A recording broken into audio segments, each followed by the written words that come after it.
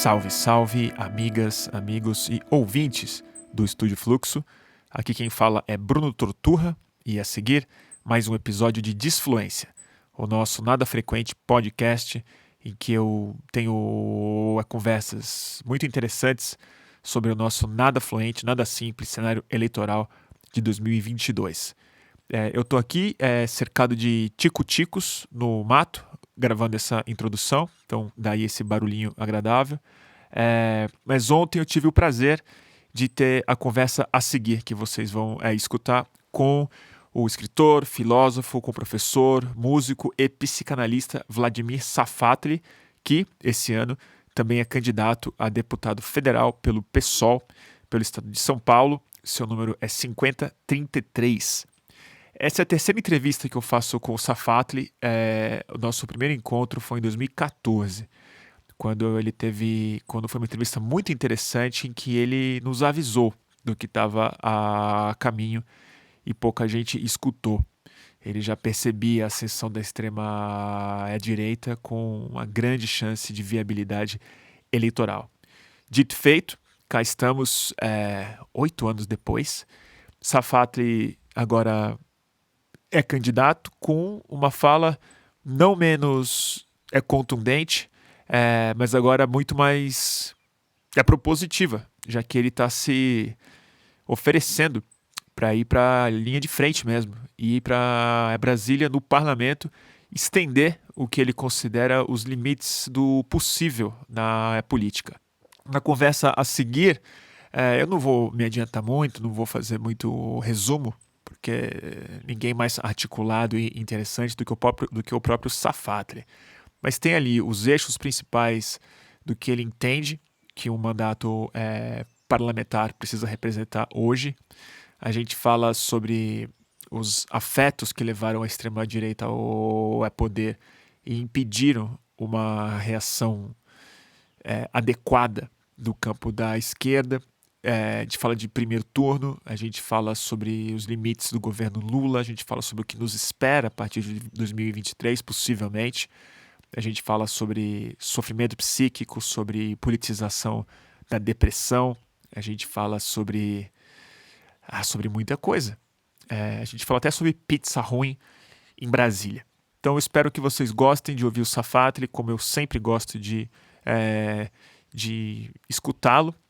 E acho que vale bem a pena para quem é de São Paulo e tem a chance de considerar os 50-33 como um voto bastante interessante nessas eleições.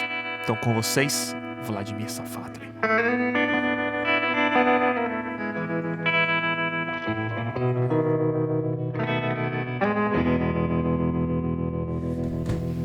E aí, Safatli? Tudo bem? Tudo bem? Tudo bem. E você? Vamos indo, né? Tá. Agora faltam 10 dias, né? 10 dias. 10 dias. Vamos começar dos 10 dias, então. Tá. Qual a sua expectativa para o primeiro turno?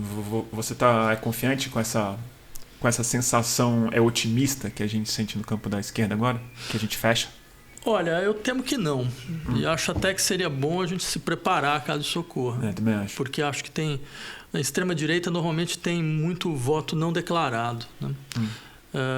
E acho que a gente tem uma extrema-direita muito resiliente no Brasil, né? Que vai ficar como um elemento do cenário político e social brasileiro por uma década ou duas, né? Então acho difícil. Gostaria que isso terminasse efetivamente no primeiro turno. Voto para isso terminar no primeiro turno, mas acho importante a gente se preparar para caso isso não ocorra. E a gente não está muito preparado, estou achando estranho isso. Porque eu acho que tem duas coisas que a gente não tá preparado. Para uma sensação que a gente não deveria se permitir, que é, caso não ganhe no primeiro turno, uma sensação de derrota, que não pode vir assim, socialmente.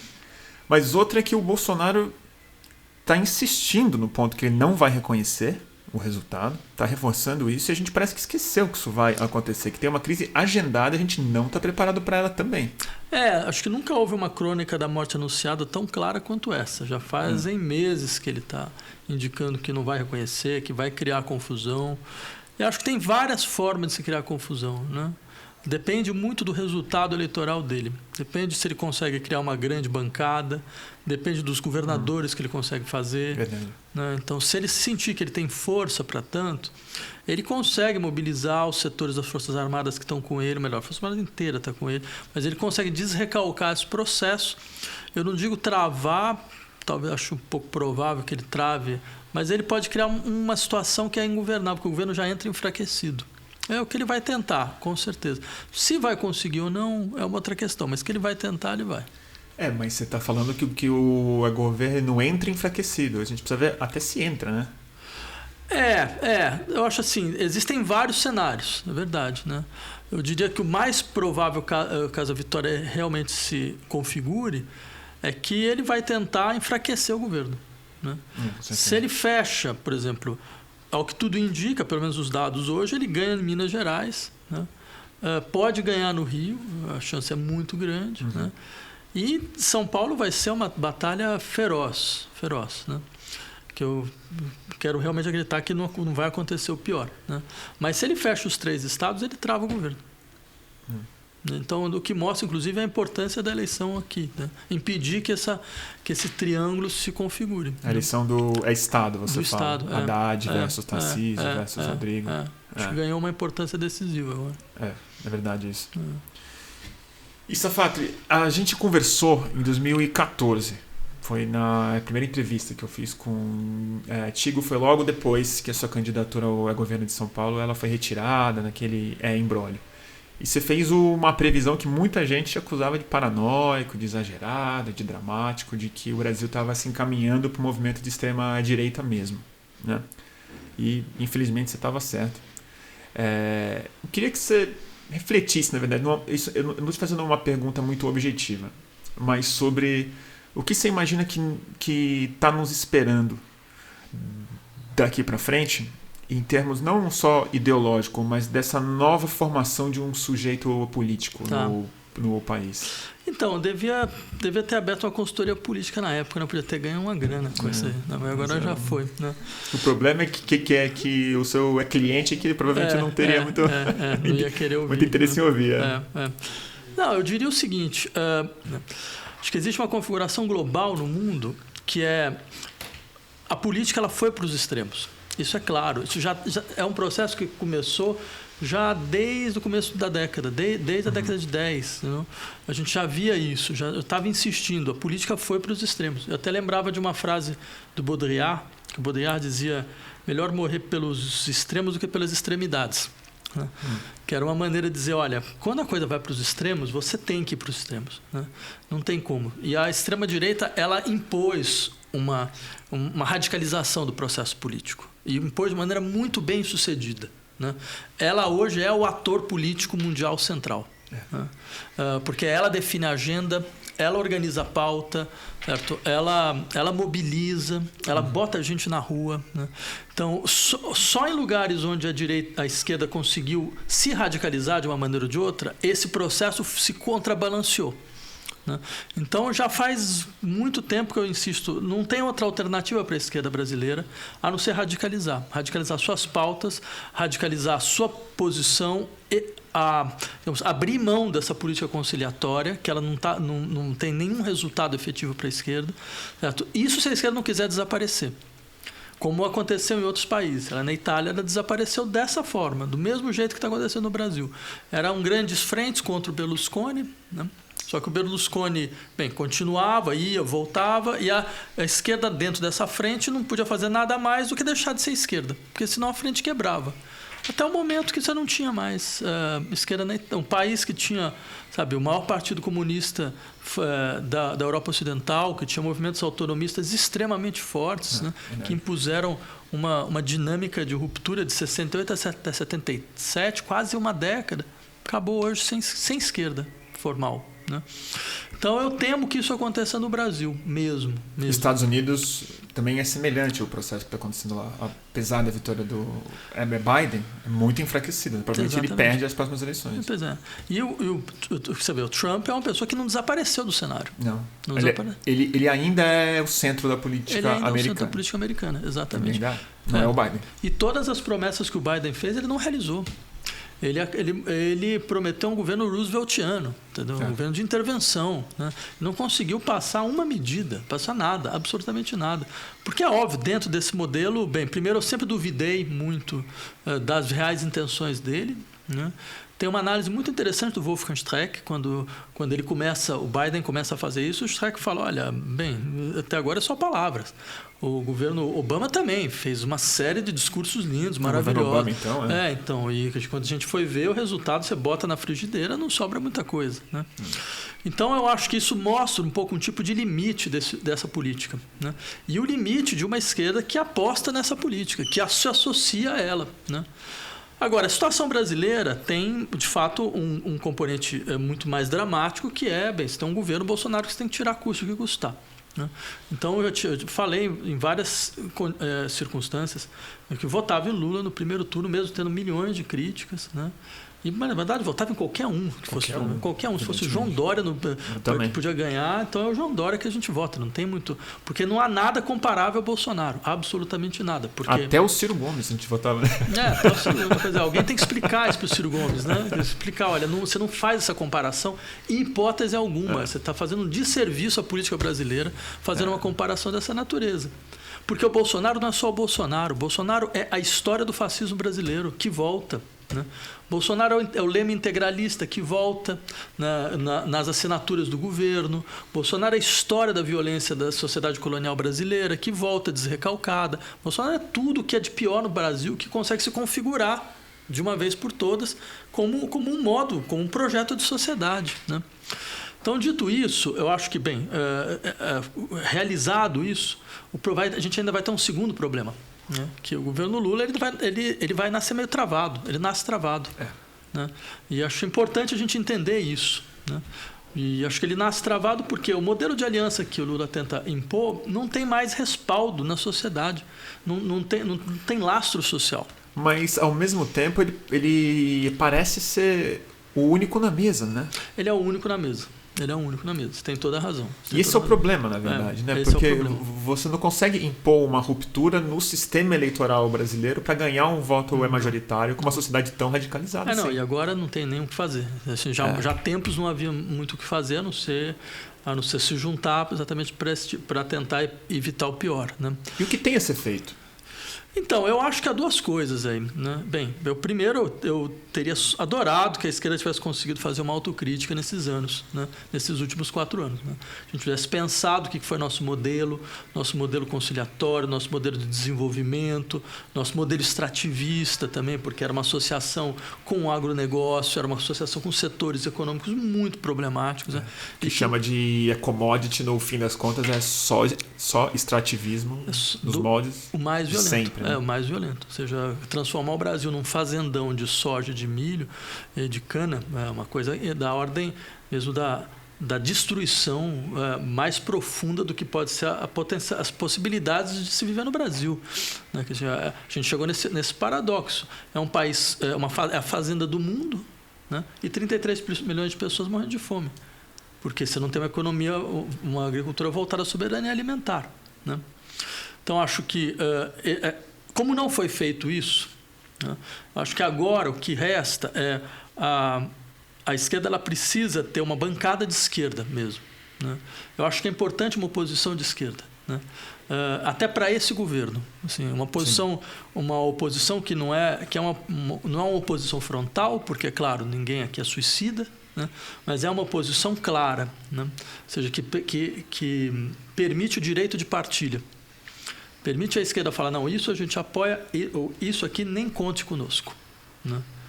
Então, acho que a primeira coisa, até para paulatinamente consolidar um núcleo de esquerda brasileira que tem uma força propositiva que a gente não tem mais.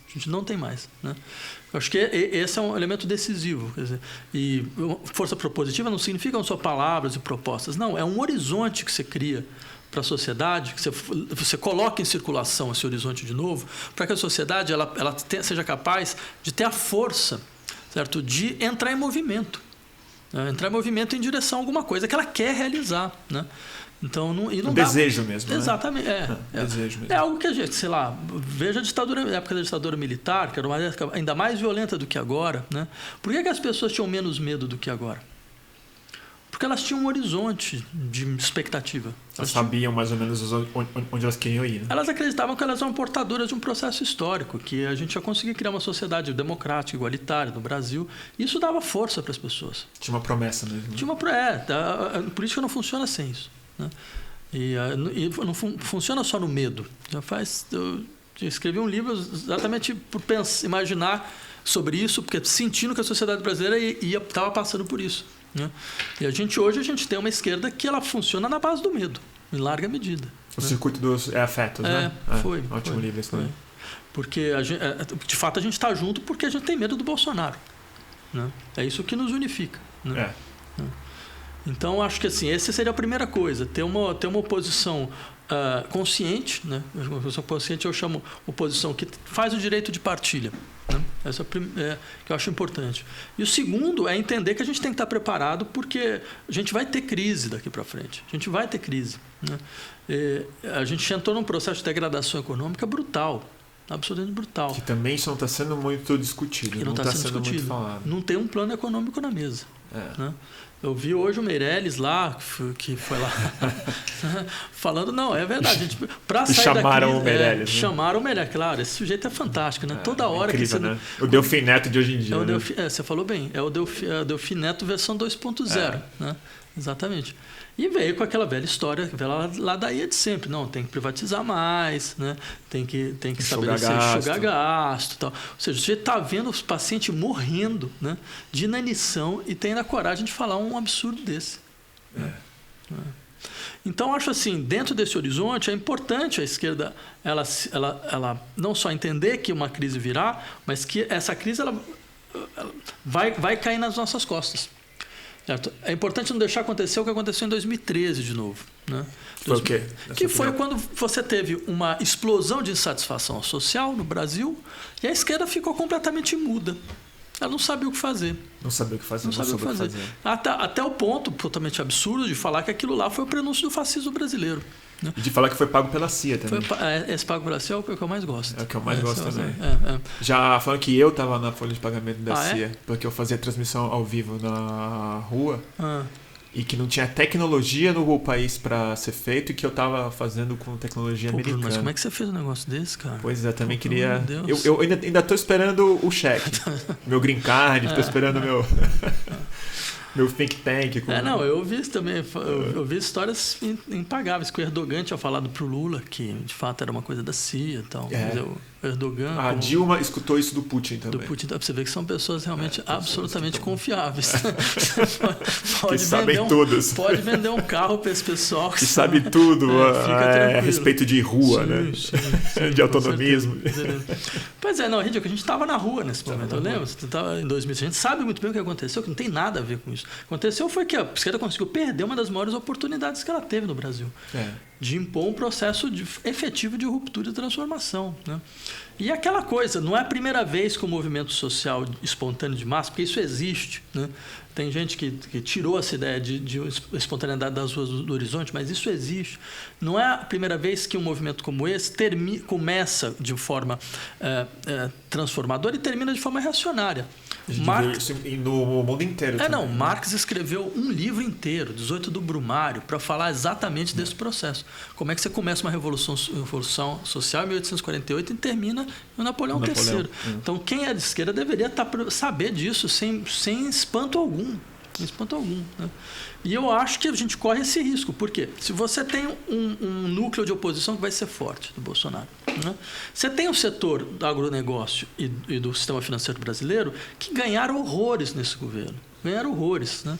E que se um setor do sistema financeiro vai acabar... Pode acabar saindo um pouco com o pé da canoa do Bolsonaro, caso o negócio comece a naufragar de verdade, certo? Você pode ter certeza que eles vão ser muito sensíveis ao seguinte fato, porque o Bolsonaro deve ter chegado para eles e falado o seguinte: eu dei tudo o que vocês queriam, só não consegui dar mais porque tinha o risco Lula, tinha o risco PT e tal. Se esse governo novo do PT naufraga de vez, aí não tem risco nenhum.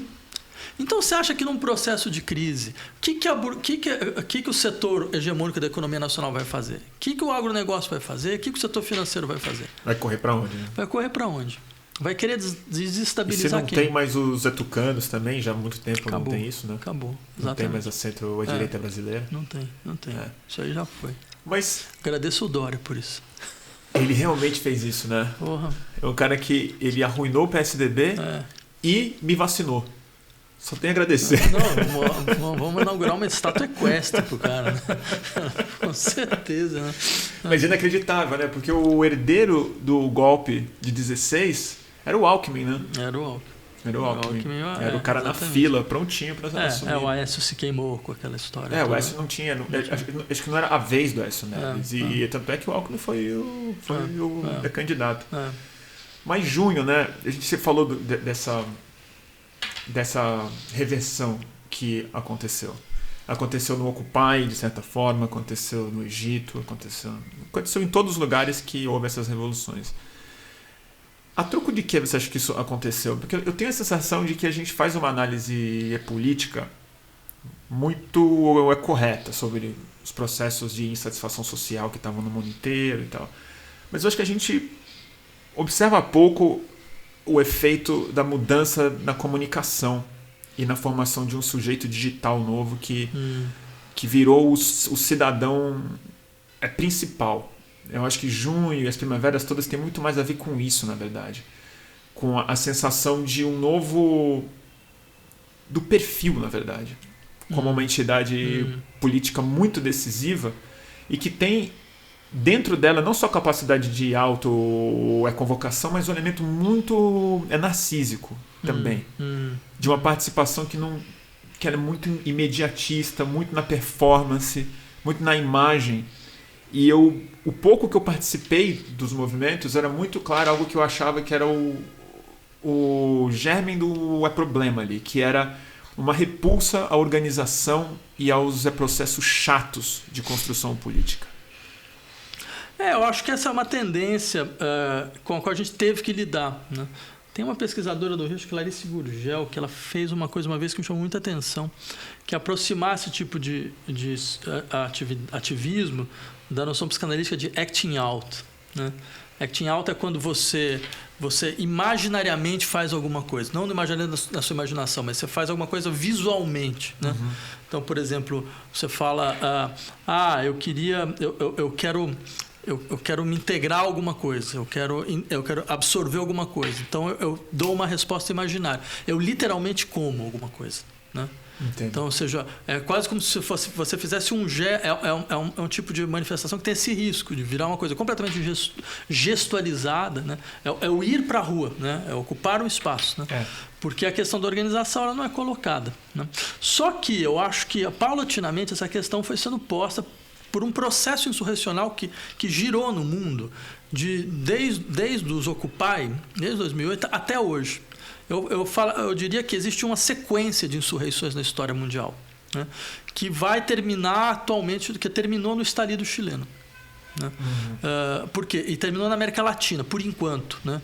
Se a gente viu Colômbia, Chile, Equador, certo? São manifestações enormes. Tem o Irã hoje, né? Tem o Irã que volta, porque já teve uma teve vez, outra. teve uma outra, né? E nesses casos, acho que tem uma coisa... O caso chileno era interessante porque a insurreição ela produziu uma tentativa de nova institucionalidade, que foi a tentativa da Constituinte. Eu vi que você falou sobre ela com muito entusiasmo, né? Porque eu achava que era de fato um passo impressionante, um passo que eu não tinha lembrado. Não lembro nenhum processo histórico que tinha feito Porque isso. saiu uma carta, né? Saiu uma carta, de uma insurreição. Sim, e o que eu recomendo a leitura. Assim, os 400 parágrafos e tal, mas vale a pena. Porque é um belíssimo documento assim, de horizonte, né? E o rechaço te abalou? O rechaço foi terrível. De fato, eu não nego, eu não esperava, né? Eu não conseguia acreditar. Com tanta força assim também. Sim, né? ainda mais com tanta força, um processo que nasce de uma dinâmica popular e que o próprio povo rejeita, né? E a que se atribui isso? Então, eu acho que seria muito importante fazer estudos mais aprofundados sobre isso, para ver realmente quais são os elementos. A impressão que me dá, na verdade... Bem, a esquerda, quando perde, ela tem duas justificativas clássicas e padrão, né? Que, assim, foi a CIA? Tem a CIA também. Mas ou é a traição da classe dirigente, né? Ou é a incapacidade das massas de saber operar a partir dos seus próprios interesses. Normalmente o governo é a imprensa, né? Então a imprensa que fez fake news, é verdade, a imprensa chilena a gente conhece o padrão aqui da imprensa brasileira, não muda muita coisa. Mas né? isso já está na equação, isso né? Já está na equação, exatamente. Isso não pode ser tido como uma surpresa. Eu também acho. E também o governo Boric é um governo cheio de problemas, cheio de confusão, certo? Também está longe de ser um governo realmente facilmente defensável, mas também está mais ou menos na equação. Eu acho que isso não justifica o tamanho da derrota, né? Acho que tem outras coisas. A minha impressão é o seguinte, houve tentativas de mudança, digamos assim, fazer a sociedade mudar por decreto. Por exemplo, 2 exemplos que eu acho que ao que parece pegaram muito. O Estado plurinacional. Sim. Que é uma das ideias mais interessantes. Que é uma ideia muito interessante. É um exemplo que me é caro, porque também dentro dessa campanha eu tentei trazer essa discussão para cá, para o Brasil. Acho uma invenção latino-americana absolutamente rica e, claro, que vai se desdobrar, vai se aprofundar. Então. Só que esse tipo de mudança, que é uma mutação profunda do Estado, mas profunda, né? Porque a própria ideia de cidadania muda. Né? Já não é mais os cidadãos, todos eles submetidos ao mesmo tipo de lei. Não, você tem uma multiplicidade legal, de estruturas legais dentro de um país, porque você admite que a história de um país é constituída de várias experiências legais à procura de liberdade e justiça. Então, os povos originários têm seu sistema e eles são portadores de liberdade e justiça. Eles não são atrasados, porque, no fundo, essa ideia, porque como a gente tem uma instauração colonial, essa ideia de que não, a gente tem que criar um Estado-nação, que é uma invenção europeia, né? Ela parte do princípio de que não, o que tinha aqui não nos convém. Não? Então, a gente tinha que fazer uma outra coisa, deixar tudo para trás. Era atrasado, era arcaico, era injusto, certo? Era hierárquico, tudo que você possa imaginar. Mas como a gente sabe que nada disso era verdade, mas a gente hoje é claro que, ao contrário, essas formas sociais são portadoras de experiências de liberdade e justiça. Então, nada mais justo do que você criar uma dinâmica territorial com essa pluralidade, né? Agora, é claro, isso muda radicalmente a nossa noção de qual é o território que a gente ocupa, né? Porque até elementos, sai a bandeira, você tem várias bandeiras, sai a língua, você tem várias línguas. Então, você pode imaginar o nível da crise psíquica que isso gera no país. Você falou muito bem, da crise psíquica que isso produz. Agora, talvez, se fosse o caso de insistir um processo como esse em países com minoria indígena, porque não é como a Bolívia. A Bolívia foi de lá que a ideia veio, né? Só que a Bolívia é um país com 60% de... É um país indígena. É um país indígena. Então, aí a coisa é diferente. O Chile tinha 12%. Né? No Brasil, a gente conseguiu fazer um genocídio perfeito, né? Quer dizer, hoje são 800 mil povos originários, 300 nações, mas 800 mil pessoas, né? De 8 milhões que eram no começo da colonização. Né? E já foi menos do que 800 mil. Já foi menos do que 800 mil. Porque os povos indígenas eles estão em recuperação agora. Eles estão subindo. Eles estão se autodeclarando. Também tem isso. Porque parou essa destruição, pelo menos a destruição psíquica, ela foi sendo limitada ao menos. Né? Exato. E culturalmente eles estão sólidos agora. Agora eles vão ganhando. Exato. Agora, eu acho que, é claro, colocar isso no Brasil, quer dizer, isso não vai ser mudado do dia para a noite, mas por isso que eu achava o espaço legislativo é o melhor lugar para você fazer isso. Porque você vai impondo uma discussão, você vai obrigando as pessoas a discutirem. Você força isso na pauta. Força isso na pauta. Você pode tentar fazer transformações locais. Você pode, vamos pegar um estado. Vamos pegar o estado de Roraima, né? Para começar, para mostrar para as pessoas que pode ficar tranquilo. Sabe? Não é que seu país vai se fragmentar, não é que você vai não ter mais lugar, você não vai poder mais viajar. Não é nada disso, é outra coisa, né? Você propôs isso lá em Roraima, é guerra civil lá, viu? Acho mais fácil fazer isso em São Paulo, aqui no Jaraguá. Não, que seja. O pessoal lá é violento. Eu sei porque eu fui para lá. Foi uma das experiências mais traumáticas que eu já tive como jornalista, foi ir para Terra Yanomami. Porque era assim, primeiro as condições das margens da própria terra, totalmente invadido com pasto, com não sei o quê. Mas a coisa mais chocante foi andar com os indígenas em Boa Vista. Caminhar com eles assim. Eles nem se incomodam, eles nem se assustam, mas eu fiquei chocado. O nível de xingamento, de ameaça. Você tá brincando? Isso anos antes do Bolsonaro. Isso foi em 2012 que eu fui pra lá. Só. E aí eu fui fazer um retrato do Quer dizer, líder vai indígena. andando, você vai ouvindo. Você vai ouvindo. E aí eu fui fazer um retrato de um líder indígena à beira do rio. E aí eles viram que eu estava fazendo uma foto, que eu era jornalista, apareceram jet skis para ficar atrás e com arruaça, fazendo barulho.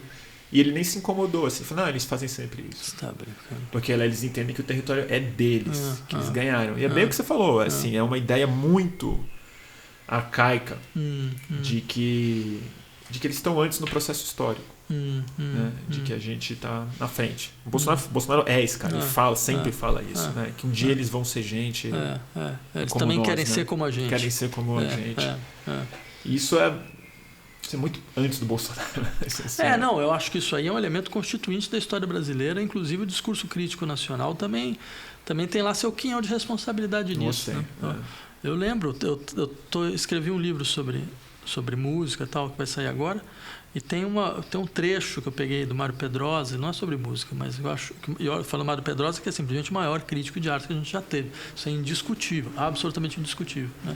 Mas onde ele faz uma comparação entre a arquitetura mexicana e a brasileira, e ele fala, não, no México por que você tem um muro? Porque, afinal de contas, você tinha culturas autóctones fortes que vão tentar, então, recuperar uma espécie de revolta, né, dessas pessoas subalternizadas contra o processo colonial. Então, você toma um muro para você. Né? E no Brasil, por que a arquitetura do vão livre? Né? Porque aqui não tinha nada. Não tinha autoctonia forte. Uau! Né? Não, você lê, você fala, sabe o que é o pior? É que ele não percebeu a violência do que ele falou. Isso é que é o pior. Ele não percebeu. Falou, não, aqui é terra virgem.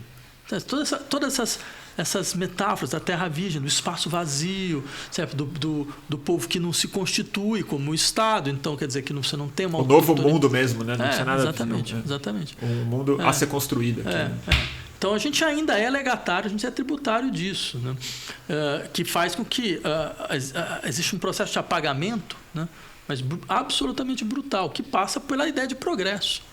Quer dizer, isso aí é um entrave para o progresso, um entrave para o desenvolvimento. A gente tem que integrar essas pessoas, a gente não tem que, ao contrário, pluralizar o espaço, né?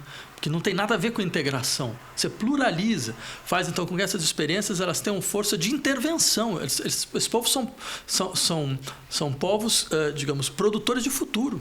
Eles são criadores de futuro. Eles não é nada a ser preservado. Eles têm potência de criação de futuro. Né?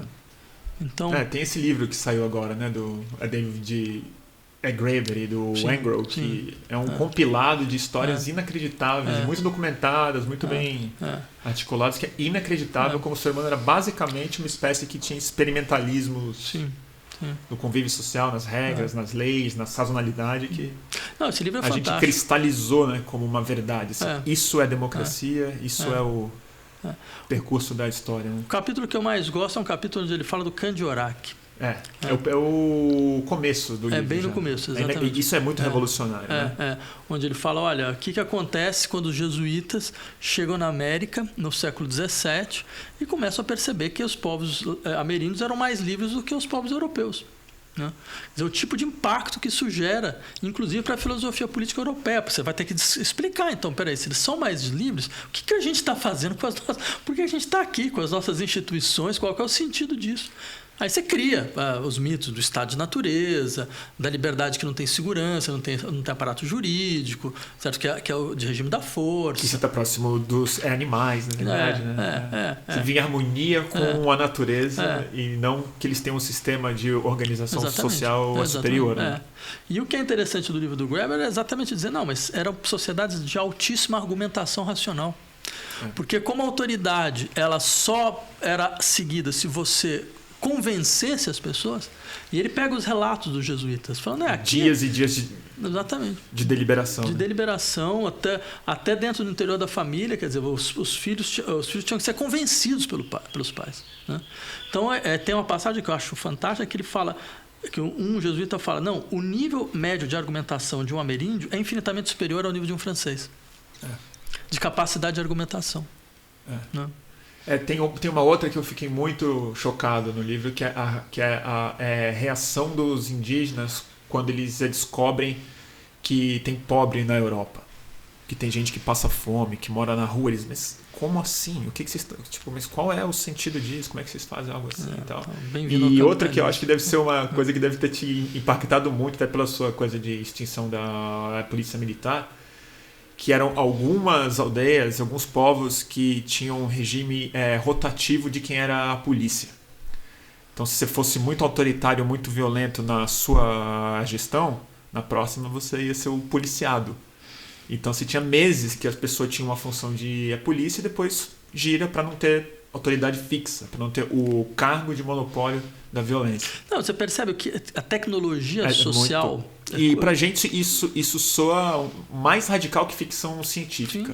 Sim. Soa mais estranho do que a nave espacial indo para Marte, do que para colonização de outras galáxias e tal. Não, você tem toda a razão. É um tipo de tecnologia social que saiu do nosso horizonte, né? Que demonstrou muita eficácia. Por exemplo, eu lembro, tem uma discussão sobre sistemas penais, falava, olha, a penalidade não cai sobre a pessoa que fez, cai sobre a comunidade. Né? Então, ou seja, isso obriga a comunidade a ser muito mais coesa, solidária e vigilante para impedir uma série de coisas, né? Com resultados. O resultado é que as infrações são muito menores, no final das contas. Né? Claro. Então, quer dizer, você tem... o Estado plurinacional permite que essas experiências voltem, entendeu? E que as experiências possam contagiar outros setores da vida social, colocando em questão aquilo que para nós aparecia como um marco de progresso social, desenvolvimento e de justiça. Né? Então, daí a riqueza do processo. Então, acho que é um elemento absolutamente decisivo, fundamental. Só que, é claro, talvez o que o rechaço chileno mostrou é como isso vai ser uma dinâmica complicada. Né? Porque você lida com os fantasmas originais básicos de uma sociedade. Né? E aí é um processo psíquico mesmo, né? Não é... Aí você precisa falar de outras questões, que é o que me interessa muito escutar de você. Porque uma das coisas na sua candidatura que me deixa muito aliviado, eu vou te falar de ter um candidato falando isso claramente, assertivamente, que é botar a questão psíquica na frente. Eu acho que nos últimos anos eu sofri disso, todo mundo que eu conheço tem alguma questão assim, que a depressão e a melancolia é a epidemia do século. E ninguém politiza ela.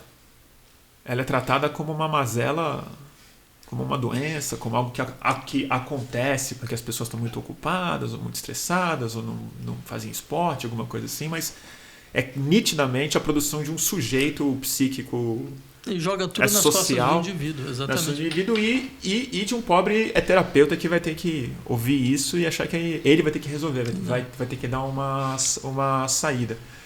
Eu queria que você falasse um pouco disso, porque uma das coisas também que me deixa bastante preocupado é esse sujeito que foi criado nas últimas décadas, na verdade.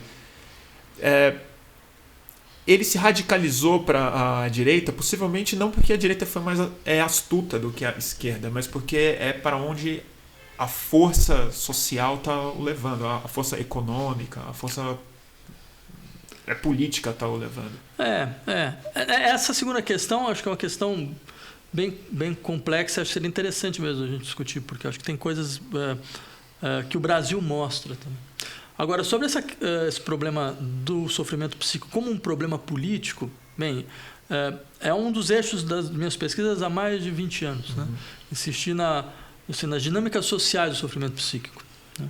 E um dos eixos desse tipo de reflexão consiste em dizer, veja, pegando um exemplo, né? Hoje, você tem uma série de pessoas que não trabalham mais nos seus escritórios, trabalham em home office. Né? Isso significa o quê? Você implodiu o contato que essas pessoas tinham entre si, os trabalhadores entre si.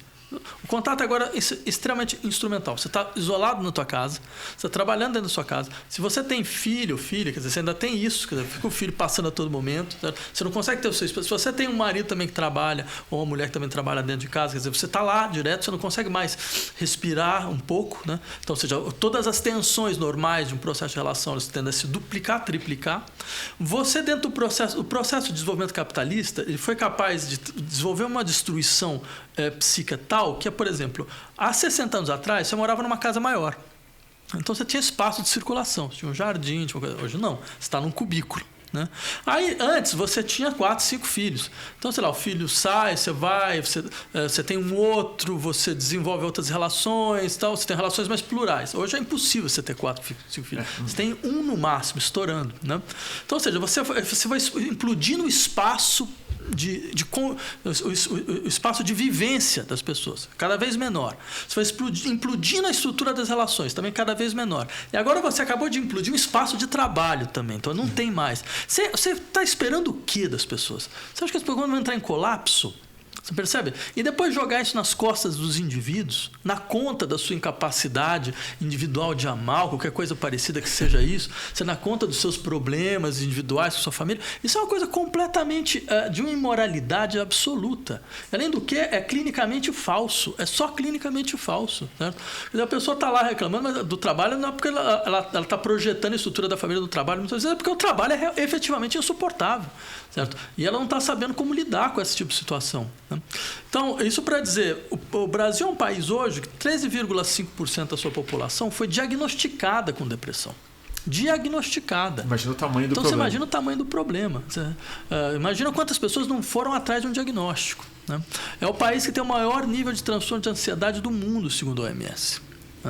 Então, isso mostra que, numa decomposição sociopolítica e econômica, é óbvio que você vai ver dois tipos de destruição. A destruição do espaço, do meio ambiente, que a gente vê quando o capitalismo ele, então, entra no seu processo mais violento de acumulação e de extrativismo, e você tem uma destruição dos sujeitos.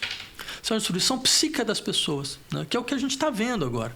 E eu acho absolutamente aterrador que isso não seja uma questão política central hoje em dia. Se você tem 13,6% tá diagnosticado, é a quantidade de pessoas que estão em desemprego no Brasil. Então, se o desemprego é um problema, então por que a depressão não pode ser um problema social também com política social efetiva? Né? E a coisa mais estranha que eu escuto, quando eu sempre vejo esse dado, colocado, que para mim é a prova de que está tudo errado. Toda reportagem de depressão, que tem muita, sempre fala assim, é a maior causa de afastamento de trabalho. Sim, esse é o problema. A gente tem que resolver isso, porque a nossa produtividade como país está sendo comprometida porque as pessoas estão em depressão. Exatamente. Então, quer dizer, o problema econômico. Está afetando o PIB. Está afetando o PIB, exato. Mas o fato, assim, isso é o que é mais fantástico. Você vê como é um sistema que ele é irracional até sobre seus próprios princípios. Né? Porque se está afetando o PIB, então o mínimo que você podia esperar é que então você vai criar um sistema efetivo de saúde mental, certo? Ou pelo menos aproveitar, por exemplo, o Brasil criou um sistema absolutamente impressionante, que é o sistema CAPS, né? Que é o Centro de Atendimento Psicossocial. Foi uma conquista assim, de décadas, sabe? Desde o começo dos anos 80, de lutas, uma luta antimanicomial que vai se consolidando. De vanguarda no próprio mundo, né? Vanguarda no mundo. Acabar com o manicômio. Não tem sistema no mundo que tenha a extensão do brasileiro.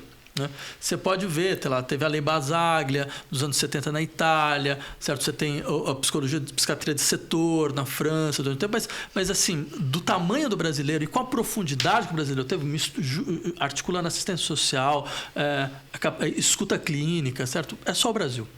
E esse sistema está completo, está destroçado. Esse governo destroçou o sistema. Né? Destroçou, por exemplo, você tem 3 tipos de CAPS. Tem um CAPS infanto-juvenil, você tem um CAPS de alcoolismo e drogadição, você tem um CAPS aí mais geral. Né? Quer dizer, a política mental no Brasil, de saúde mental no Brasil, é pensada basicamente hoje a partir do problema do álcool e das drogas. Ou seja, como um setor da segurança pública. É isso. Basicamente. Né? E aí entra as comunidades terapêuticas de cunho religioso, com um tipo de abordagem totalmente inadequado, absolutamente inadequado, fazendo um trabalho absolutamente deplorável. Né? E retirando um sistema que a força e o dinheiro de um sistema que deveria estar sendo ampliado. Tá? Os seus profissionais deveriam estar numa situação financeira muito, muito melhor do que a precariedade na qual eles se encontram agora, porque a população toda está precisando. E eu insistiria ainda mais no elemento. O sistema deveria ser ampliado no sentido de também ter as condições de oferecer mais um serviço, que é o que a gente poderia chamar de escuta clínica de longa duração. que é o que você faz, que eu faço, que todo mundo de classe média faz, que é a famosa terapia, exatamente. Que você vai lá, fica 2 anos, fica 3 anos, tá? Você fica, todo mundo de classe média sabe, do Brasil sabe o quão importante isso é, né? Só que se você não é de classe média, não tem alternativa. Para você não existe esse serviço, né? Não existe, você não consegue pagar. Se você paga porque você tem um psicanalista, por exemplo, que tem mais sensibilidade social e permite que você também pague uma quantia módica, mas já entra dentro do processo transferencial todo complicado, porque o sujeito está sabendo que ele está lá por favor. Entendeu? Porque tem a boa vontade de alguém, né, que permitiu, porque o preço real é outro, que isso não era normalmente o espaço onde ele deveria estar. Então, está tudo desorganizado, nada deveria estar acontecendo como está acontecendo dessa forma. Então, se você tivesse policlínicas públicas vinculadas ao sistema CAPES, certo? Operando nas periferias, não só porque hoje a gente tem algumas coisas parecidas, mas são ações individuais, são ações de certos coletivos, ações heróicas. Sim, mas que precisaria ter uma base de sustentação. E mais para demonstrar que é possível, exatamente. É possível do que para mudar a sociedade de verdade. Claro que você muda os indivíduos, faz muita diferença, mas a gente vê sempre os mesmos poucos exemplos que a gente é capaz de dar, né? A iniciativa em Belo Monte, as clínicas de rua, sim. O pessoal lá na Vila Itororó. Sim, que é assim, de fato, é heróico. Belíssimas ações, só elogios mesmo, mas o Estado precisa fazer. E é aí que a igreja evangélica surfa tranquila, é aí que os coaches crescem, sim, né? Sim. Não, a igreja evangélica tem uma força de assistência, que é uma assistência social e assistência psíquica, é óbvio. Né? Não tem como não crescer num país como o Brasil. Né? Então, acho que essa questão deveria ser uma questão central da política hoje em dia. A gente está discutindo mesmo. Então, peraí, como é que você vai fazer para financiar? Inclusive, tem até uma sugestão, né, de financiamento. A gente tem imposto sobre grandes fortunas, que nunca foi regulado. Né? Assim, que é uma das coisas. Isso entra para a história da galáxia como um dos exemplos mais brutais do que pode uma elite financeira de um país. Né? Você trava uma lei constitucional. O imposto sobre grande fortuna é o único imposto constitucional e é o único que não é aplicado. E ainda é tratado como um assunto polêmico. Eu sei porque está sempre no pinga-fogo que fazem com algum candidato, majoritário, para o Senado, para a presidência, é o aborto, a legalização da maconha, jogos e impostos sobre grande fortuna. Isso como se fosse polêmico, como se fosse algo assim que racha a sociedade. A gente pode discutir sobre esses 4. Né? Imposto sobre grandes fortunas, não tem discussão, porque isso já foi constitucionalmente aprovado. É uma vergonha o que a Constituição brasileira... E não é polêmico do ponto de vista demográfico, que é só uma questão assim, nem entra nas outras pautas, a gente pode entrar, a gente deve entrar, mas nesse ponto, se você pergunta para qualquer pessoa na rua, fala, claro que sim. Não é uma questão polêmica no país. É polêmica para a grande imprensa, porque ela também vai ser taxada. Porque os seus barões também vão ser taxados, eles também vão ter que contribuir, vão ter que colaborar. Certo? Eu só lembraria o seguinte, nos Estados Unidos, na época do Roosevelt, né, o imposto para a pessoa física era de até 88%. 88%. Roosevelt tentou colocar em 93%. Né? Você teve na Suécia, chegou a ter imposto negativo, assim, passou de 100%. Entendeu? Num dado momento, acho que na época do Olof Palme. Né? Ou seja, o que isso significava? Significava que a sociedade obriga radicalmente as pessoas que têm ganhos suntuosos que elas tenham uma obrigação de solidariedade social. Essa que é a ideia. Né? Então, não é só isso. Por exemplo, imposto sobre herança. Nos Estados Unidos pode chegar a 40%. Veja, eu estou falando dos Estados Unidos, olha só que vergonha. Né? No Brasil, o imposto no estado de São Paulo não chega a 4%. Não chega a 4%. Chega a 4%. Né? Então, não é à toa que, por isso, por exemplo, uma parte da elite norte-americana prefere, antes de morrer, criar entidades filantrópicas, porque ela passa tudo por alguma coisa que fica com o nome deles. Entendeu? E chamam de filantropia. E chamam de filantropia, mas é só uma forma de você escapar do imposto sobre herança. É um incentivo, na verdade, para o cara fazer isso. Pelo menos alguma coisa coletiva sobra. Exatamente, né? Exatamente. Né? Então, acho que esse é um ponto que eu acho fundamental. A gente poderia pegar esse dinheiro, vincular o imposto sobre grandes fortunas para ampliação do SUS e do sistema CAPES. Né? Você resolve o problema. né? A gente poderia criar imposto sobre lucros e dividendos, que o país não tem, e vincula, por exemplo, a educação média. Cria educação média para todo mundo. Você percebe? Alternativas existem. É uma questão de simplesmente lutar por elas. E tem que vocalizar, né? Porque isso que eu acho o mais triste, que a esquerda no poder, eu acho que ela não conseguiu fazer, ela não pautou a sociedade mais.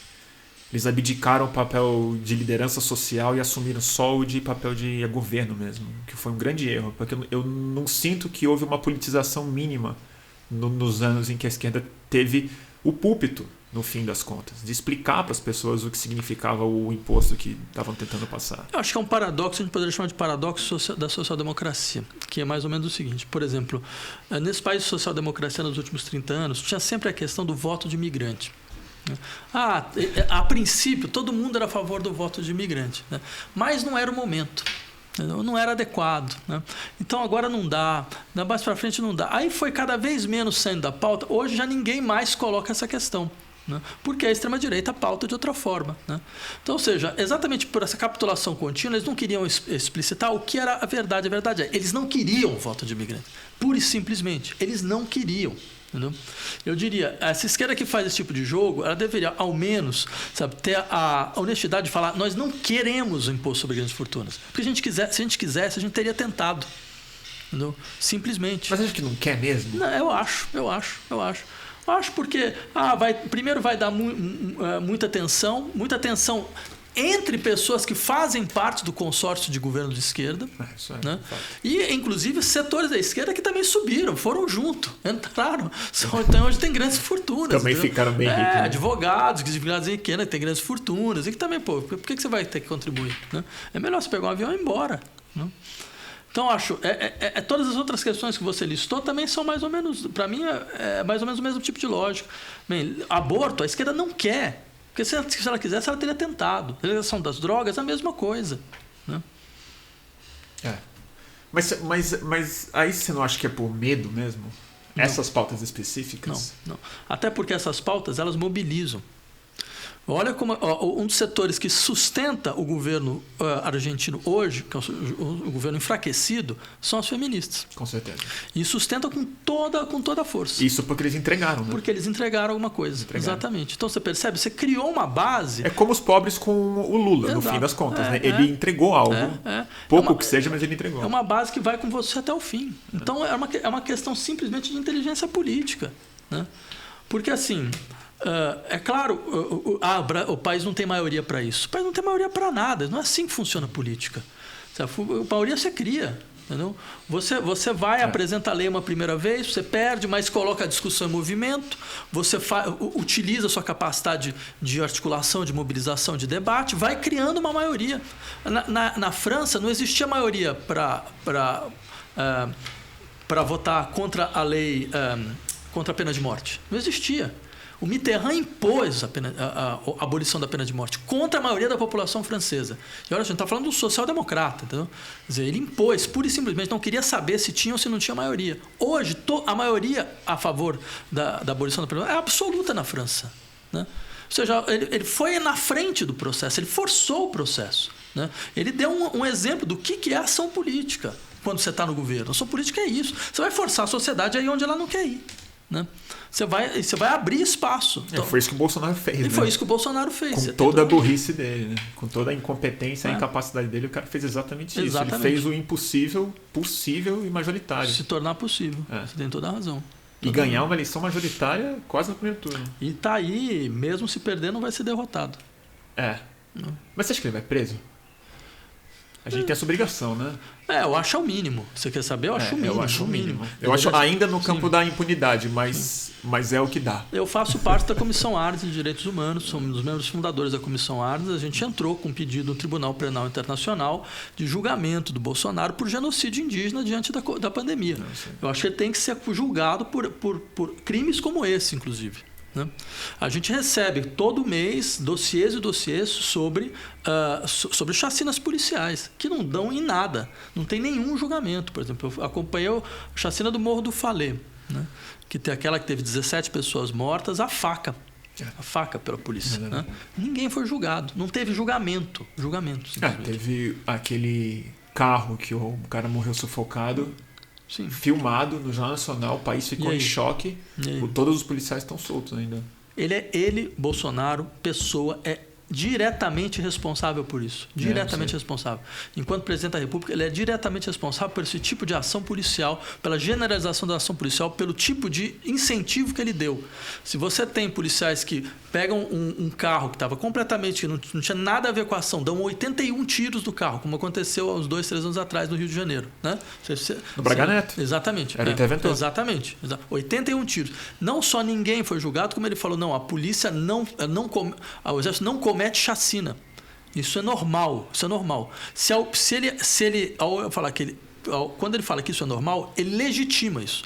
Então, essa legitimidade impulsiona o processo. Ele tem responsabilidade penal com isso. Tem responsabilidade penal. É isso para falar dos crimes, que não estou falando dos crimes rasteiros do Bolsonaro, que no fim das contas talvez sejam os mais fáceis de responsabilizá-lo, porque não tem essa cadeia de comando subjetivo, né? Mas assim, corrupção, dinheiro vivo, sigilo de todos os crimes que esse cara cometeu. Você acha que tem a chance dele ir em cana? Olha, eu acho que como você falou, é uma obrigação fundamental do país. Eu diria mais, antes dele ser presidente, eu lembro quando eu fazia comentário no Jornal da Cultura. Eu lembro. Você falou que ele tinha que ser preso. Ele tinha que ser preso por apologia à tortura. Só isso já é razão para cadeia. Né? Tinha que perder o mandato naquele momento. Se a democracia brasileira funcionasse, a gente não teria Bolsonaro. Na hora do impeachment, você fala? Não, né? Antes ele já subia no plenário, falava, não, porque hoje é o dia do aniversário do Coronel Urso, não sei o quê. Na primeira dessa ele tinha que ser expulso. Você não teria Bolsonaro. Mas aquele voto que ele deu no impeachment, eu sei que devia ter saído preso, caçado, tudo certo, mas você sabe que eu acho que ali foi a hora mais adequada, entre grandes aspas, que ele falou, porque ele tirou o véu do que estava acontecendo lá. Ele mostrou, exatamente. Ele tirou o véu que era um golpe. Ele mostrou que qual era o espírito que estava atrás do que estava acontecendo. Pela minha família, pelo meu netinho, não sei o quê. Mas qual era a raiva que estava sendo manifesta ali? Em cima de uma mulher que foi da luta armada, que comandou o exército depois, que foi removida sem nenhum crime. E ele foi o cara que lembrou do que não estava sendo dito. Você tem razão. Ele mostrou... Escancarou o processo. Ele mostrou que quem estava ganhando naquele momento era o porão da ditadura militar. Só o Jean Willis com a coragem de dar resposta ali. Foi um gesto nobre dele mesmo. Foi um gesto importante. Saiu exilado logo em seguida. Diga-se de passagem. Custou caro. Custou bem caro. Safato, outra que eu queria discutir um pouco. Você tem um outro livro que fala da esquerda que ousa dizer o seu nome, né? A gente não se esconder, de usar os termos e tal. Mas eu também sinto que existe uma certa crise léxica, quase assim, para explicar o mundo que a gente está vivendo hoje. E acho que a gente, como campo, a gente às vezes é muito fetichista em relação ao passado da própria esquerda, né? A gente ainda tem muito apego à nossa história, aos nossos heróis, às nossas palavras de ordem e tudo mais. Você sente essa crise, que não é só estética, mas uma crise de vocabulário, de expressão? Porque eu sinto que nos valores a gente provavelmente já é majoritário. Mas na forma como a gente expressa isso ainda existe uma resistência que a gente não está parecendo que consegue superar. Eu sei disso por conta das manifestações que eu frequento com muito afinco, frequento elas todas. Eu sempre que vejo o povo em volta da manifestação, eu falo, não sei se a gente está traduzindo bem o que a gente quer dizer para quem está andando na rua, para quem está nos assistindo de fora. Acho que você aponta para dois problemas muito interessantes. Então, o primeiro deles de fato, eu acho que a esquerda perdeu a sua gramática. Né? Só que você ainda aponta para uma outra questão, que mesmo a forma como ela se comunica, ela é uma forma de não comunicação para o resto da população. Né? E parece um paradoxo. Né? Mas eu acho que as duas coisas estão vinculadas. Porque a esquerda perder sua gramática significa ela não consegue mais descrever a gramática das lutas sociais a não ser através do vocabulário daqueles contra os quais nós combatemos. Né? Eu posso dar dois exemplos do que eu entendo por isso. Né? O primeiro deles é assim, veja como no campo da esquerda a ideia do empreendedorismo cresceu.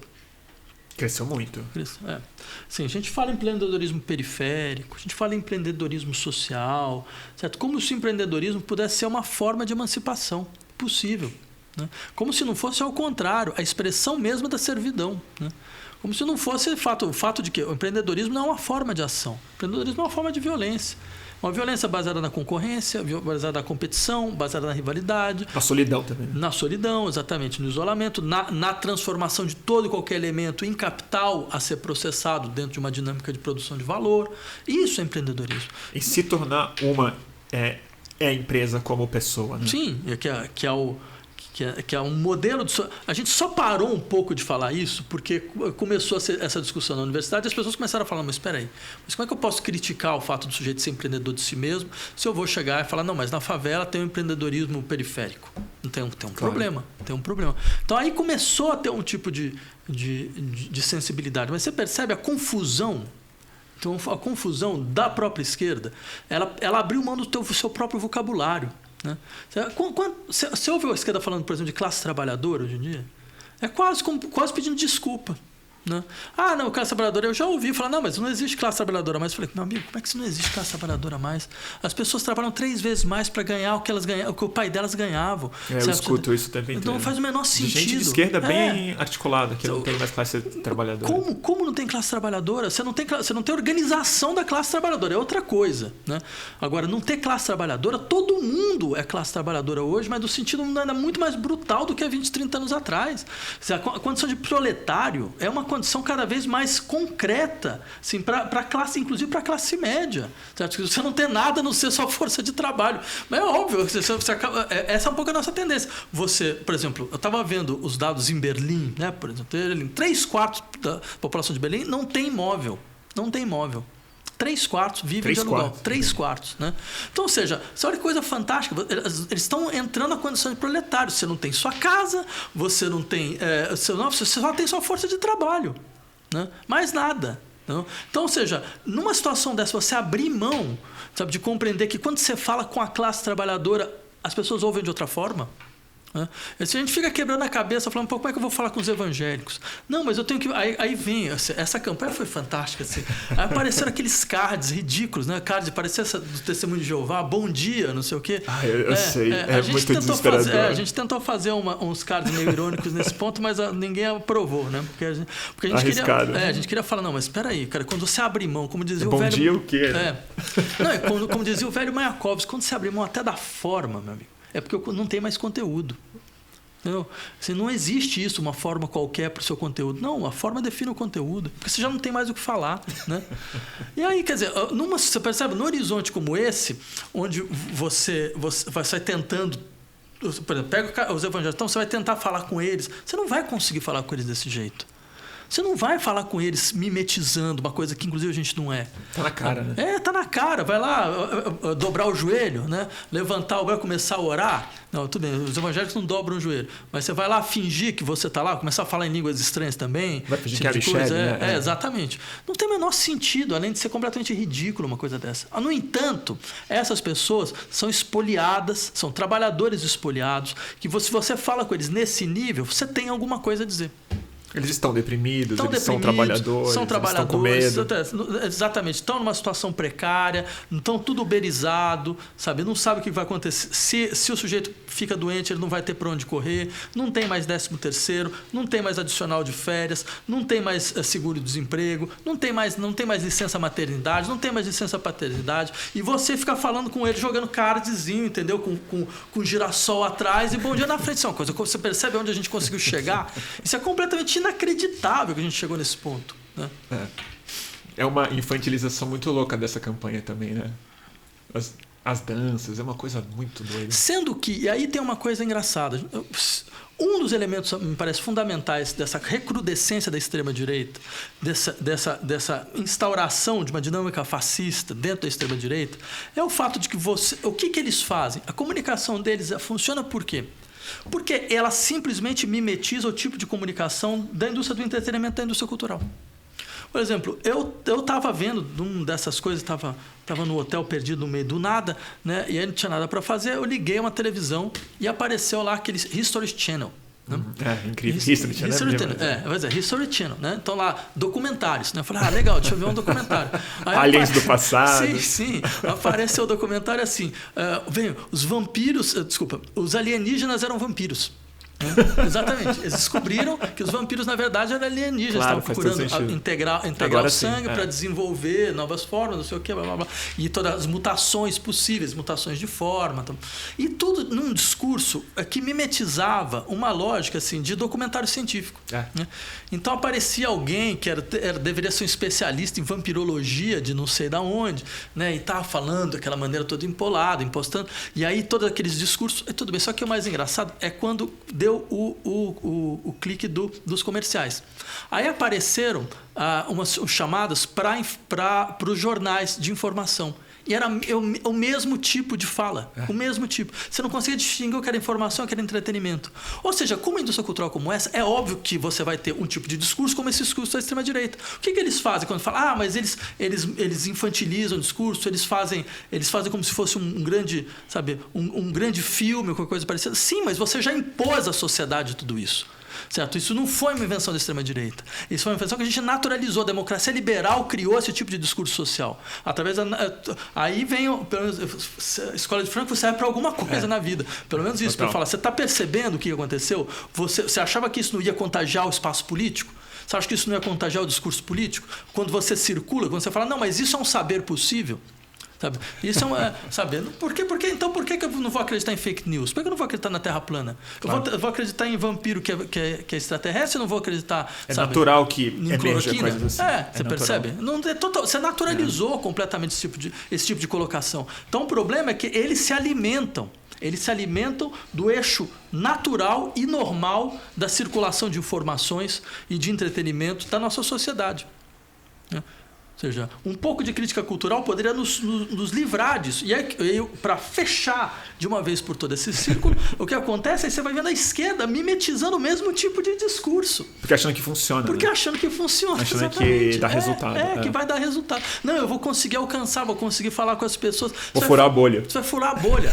Furar a bolha é uma boa. Né? Furar a bolha eu acho fantástico. Você vai furar a bolha sobre que condições, meu amigo? Sobre que condições? Você está percebendo? A bolha já te furou. Esse é o problema.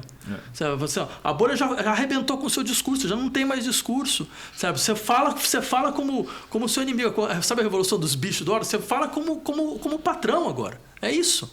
Então como é que você vai conseguir mostrar para a sociedade que tem uma outra sociedade possível? Uma outra sociedade possível é uma outra linguagem possível.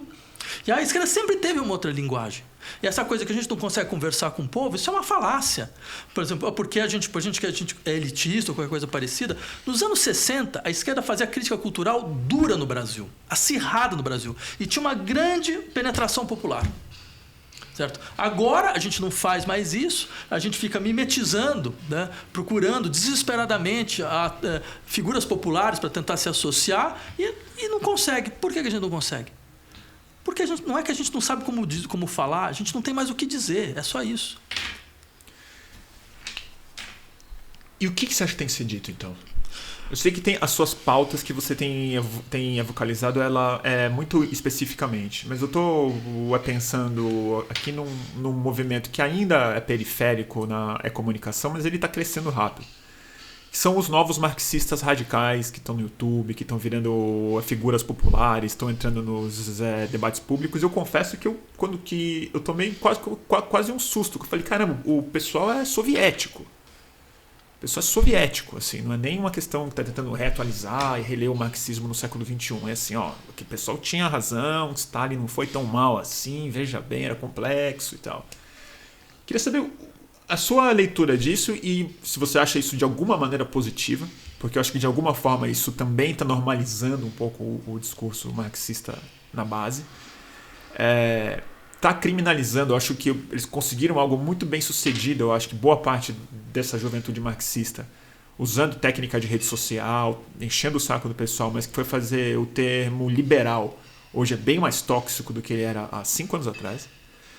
Claro que com muita ajuda do Paulo Guedes, mas ainda assim eles conseguiram fazer isso. Mas eu sinto falta um pouco disso que você está colocando. A gente não tem o que dizer para frente, na verdade. Algo que inclua o futuro nisso, a mudança climática, uma série de coisas que eu acho que que não estão traduzidas, mas são base dessa ansiedade que todo mundo sente. Olha, Bruno, eu diria o seguinte, a minha simpatia com isso vem do fato de que, eles colocam em circulação debates tradicionais do marxismo. Isso eu acho ótimo. Claro, a gente tem lá nossas divergências, né?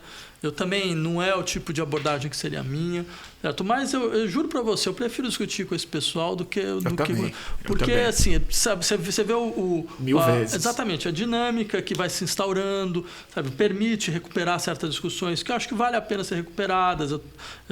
Também, Coreia do Norte, Stalin não está realmente no meu horizonte, mas em hipótese alguma, né? Mesmo eu já falei, mesmo Cuba, eu acho que é uma revolução degenerada e ponto final. Eu não tenho, já não tive nenhum problema em falar isso já há muito tempo atrás.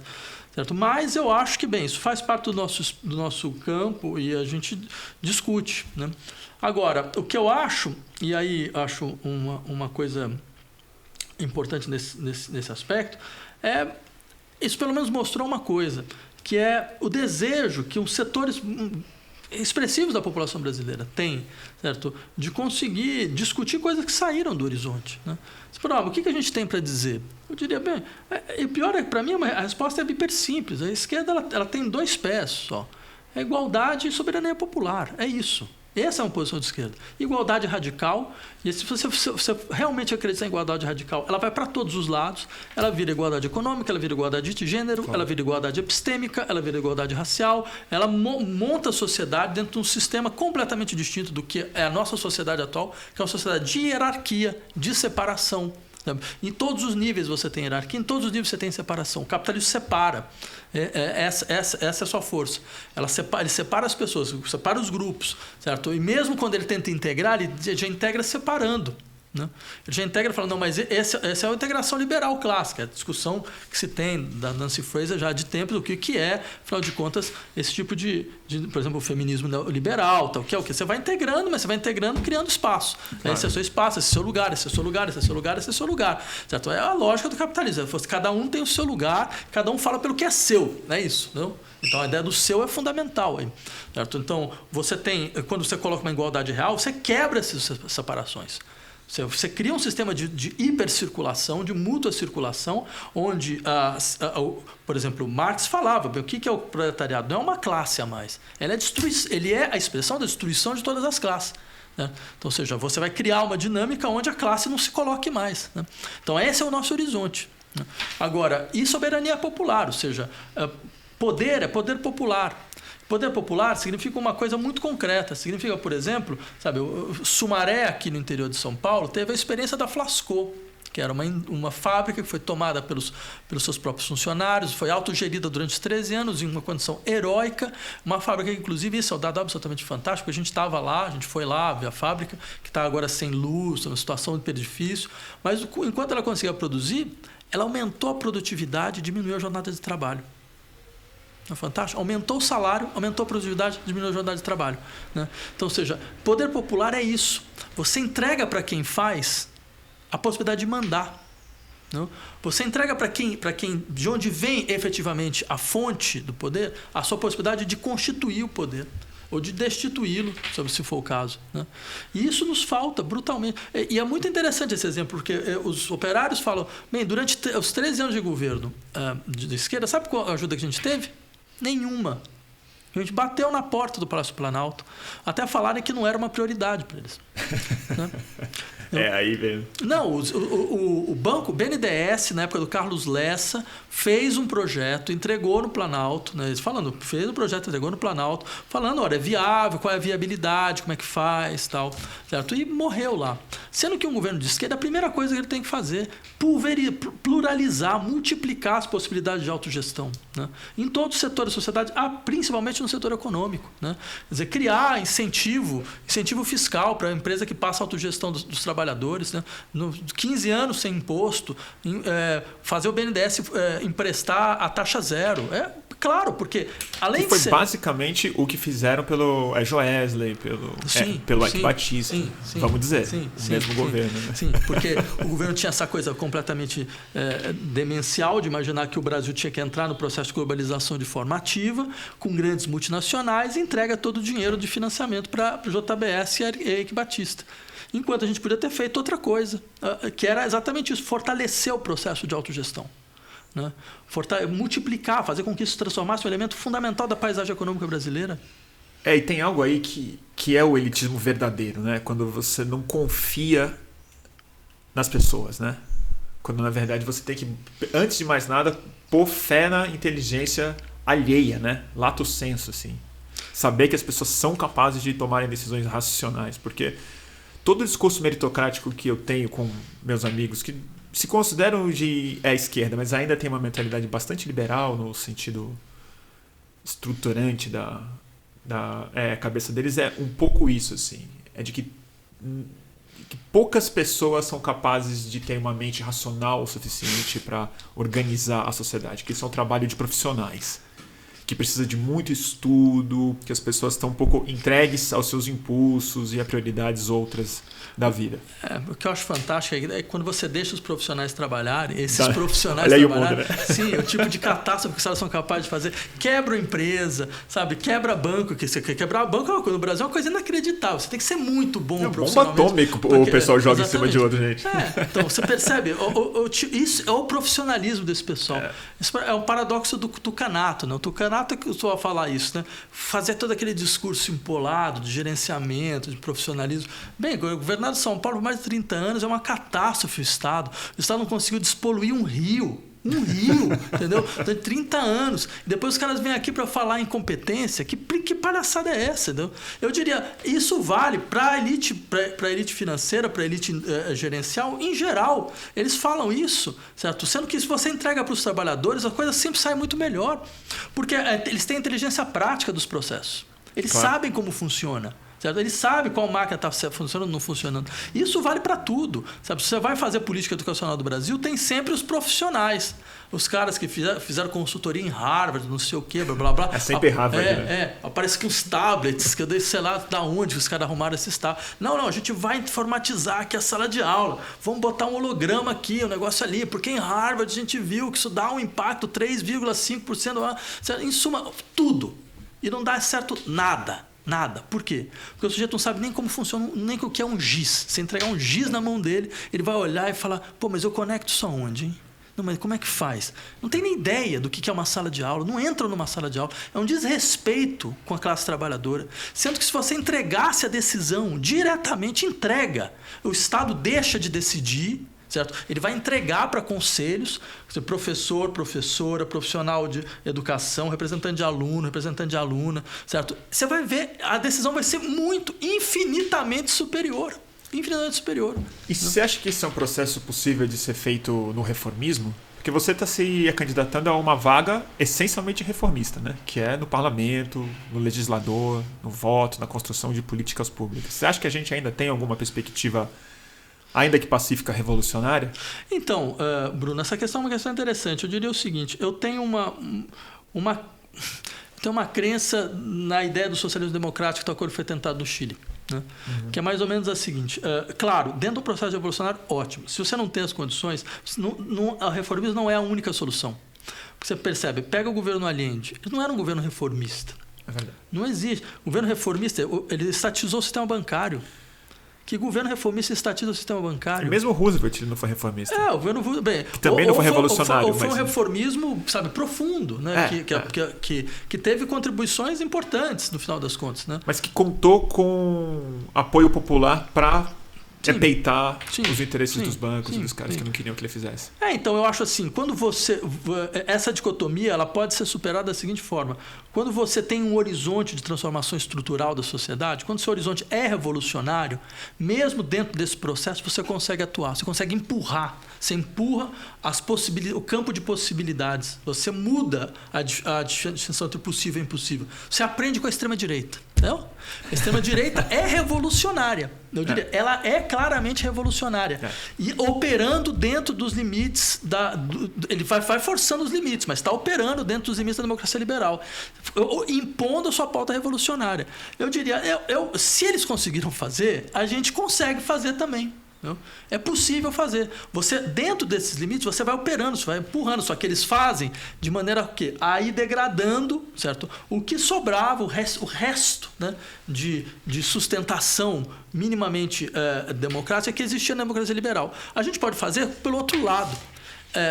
de fato, jogando para fora a democracia liberal, mas empurrando a democracia para uma democracia participativa, para uma democracia plebiscitária, para uma democracia onde o processo popular, decisão popular, ele é imanente. Ou seja, a democracia liberal não é o último horizonte da democracia, muito pelo contrário, ela é uma trava. A democracia efetiva ainda está por vir. A gente ainda nem sabe o que é democracia. Isso que a gente tem não é democracia. Foi um acordo possível dentro de uma certa situação histórica. Essa situação histórica ruiu, né? Ela não existe mais. Então você vai forçando, sabe, a emergência de forças reativas. Só que aí vem um tipo de desonestidade intelectual que consiste em jogar tudo na vala do populismo. Você tem um populismo de esquerda, tem um populismo de direita, e você não percebe que você tem dois movimentos potenciais completamente distintos. Né? Um não vai querer preservar, muito pelo contrário, ninguém está querendo preservar a figura de uma liderança que tenha força carismática de organização das demandas sociais. A gente está querendo tirar isso de uma vez por todas, descontrolar a sociedade, criar uma sociedade descontrolada, onde ninguém controla, certo? Porque você tem essa confiança na capacidade imanente das forças sociais de se auto-organizarem. Certo? E de conseguirem estabelecer uma dinâmica nesse sentido. Né? Então, eu acho triste, porque, por exemplo, para isso a gente teria que ter organizações de esquerda que já tendem a trabalhar com isso. E, no entanto, as organizações de esquerda do Brasil elas são completamente hierárquicas, elas são difíceis. Então, tem mais um horizonte a ser modificado. Né? E é interessante você falar isso no Brasil, né? Porque eu acho que a gente tem uma vocação gigante para a auto-organização, como a própria vida periférica do país prova dia sim e dia sim. Todo dia é o fruto de que esse país não entrou em colapso por conta da capacidade do povo se auto-organizar. E acho que na pandemia isso ficou mais do que evidente. A gente teve um presidente que foi inimigo do socorro social e não teve uma explosão social pela capacidade do povo e dos movimentos sociais de se auto-organizar. Sim, você tem de fazer uma gestão de saúde pública, de informação, de distribuição de alimento, de organizar ensino, que sobrou de saúde pública, foi feita pelo próprio povo. Bem, mesmo que fosse uma coisa assim, de você tentar resolver uma enchente com um balde de água, né, porque esse tipo de problema exige uma macroestrutura de proteção. Né? A pobre comunidade que está lá lutando com os recursos que tem para conseguir se defender, certo? Quer dizer, tem uma disparidade entre o que ela consegue mobilizar e o que é necessário dentro de um processo como esse, que é só dramático. Né? Quer dizer, eu lembro, por exemplo, nesse momento, o pessoal do Comitê Invisível tinha me chamado para dar uma palestra lá em Tarnac, né, sobre a situação brasileira. Foi uma carnificina. Foi uma carnificina. Por quê? Porque eu não sabia que eles eram antivacina. Eu cheguei lá e levei um susto. Você está brincando? Comitê Invisível? Sim. Que loucura! Aí eu comecei a falar e os caras começaram a dar respostas bolsonaristas. Né? Aí, em um dado momento, eu falei, não, mas peraí, cara, vocês não estão entendendo que vocês têm o mesmo discurso da extrema-direita brasileira? Tipo assim, não, a saúde é uma coisa que cada um cuida, cada um individual. É uma coisa como o Bolsonaro dizendo, não, se eu me infectar é problema meu. Né? Eu falei, mas, cara, olha, vocês estão numa cidade de 300 habitantes. Que doideira isso. No meio do nada. É uma coisa. Meu país tem 220 milhões de pessoas.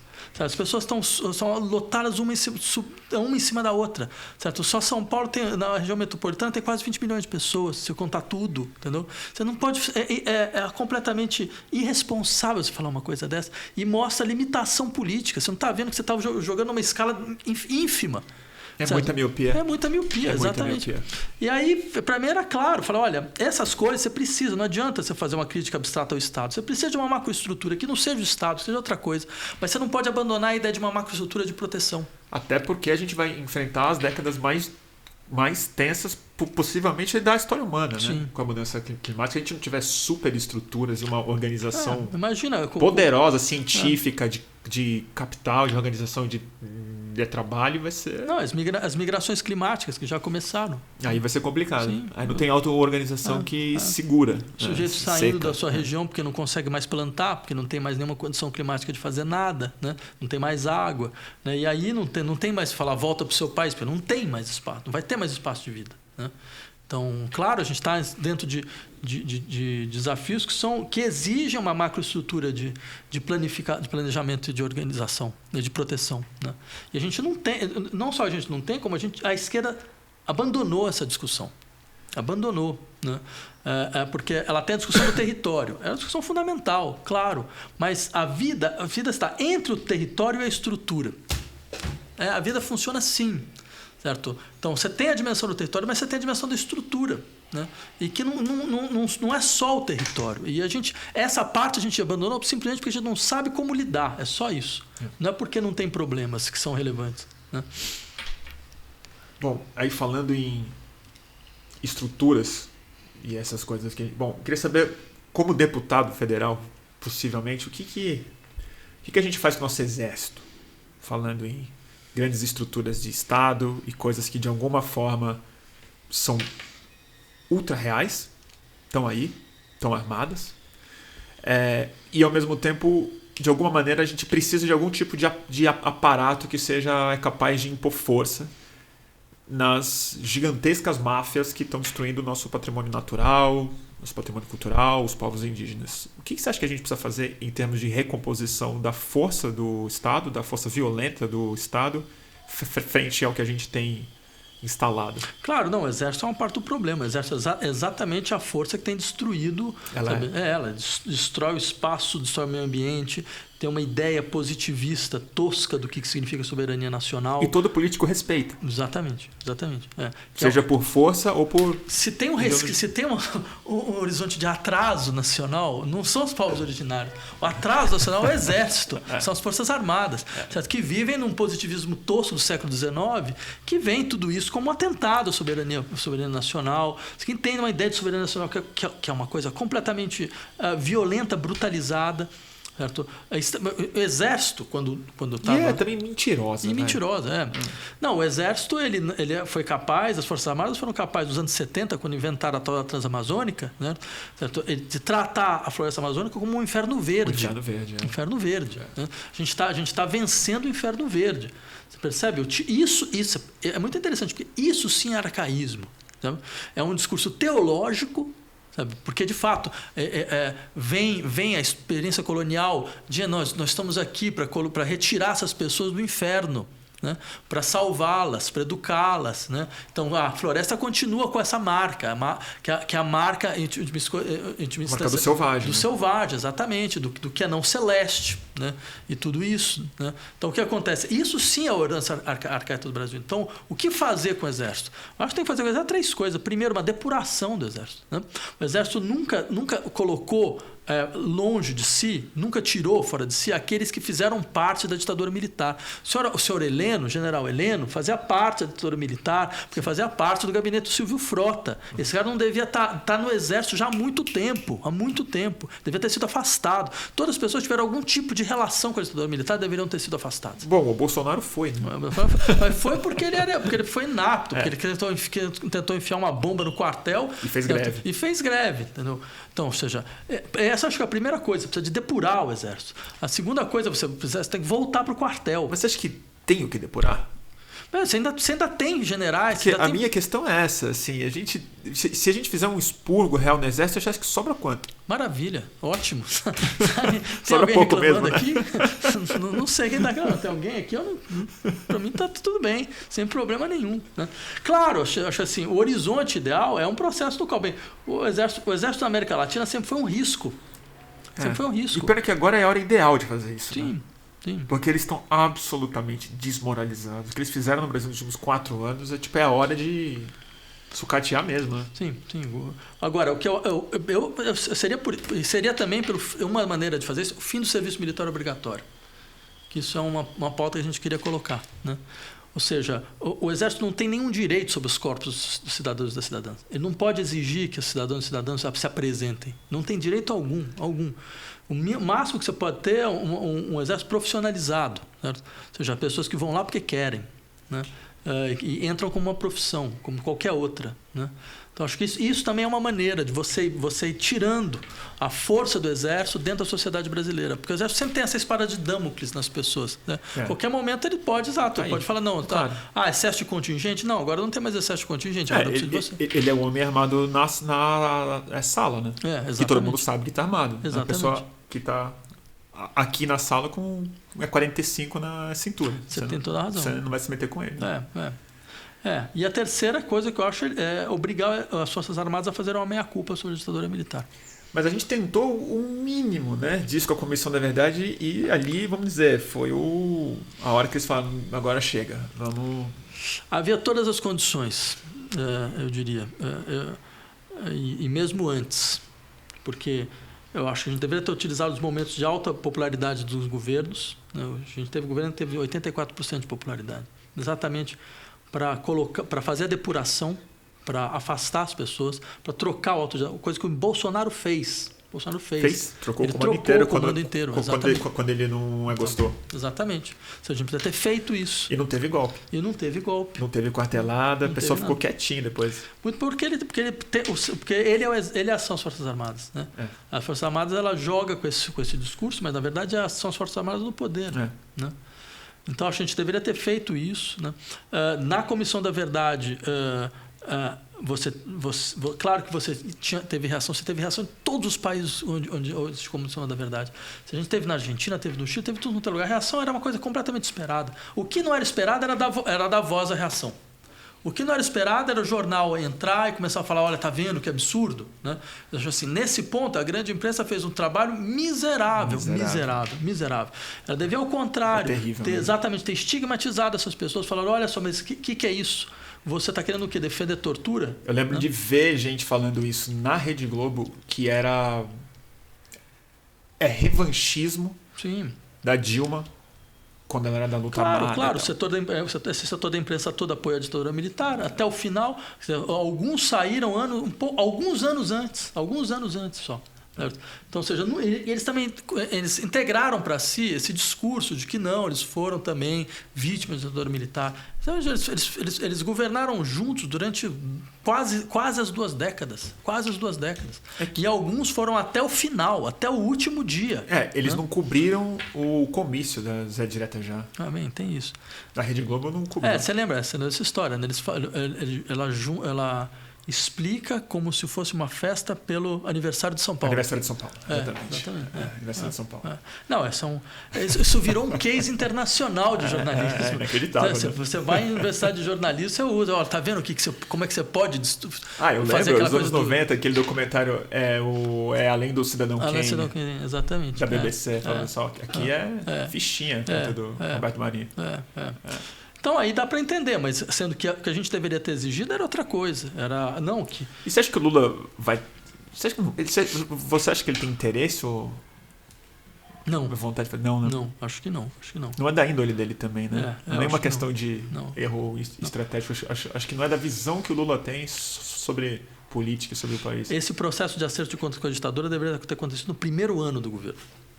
Deveria ter esperado 12 anos, sabe? Terceiro governo Dilma, para começar uma comissão de verdade. Mas é estranho que a gente cobre isso do Lula só, sendo que teve FHC antes. Sim, não. Que também foi exilado. Porque eu não espero nada.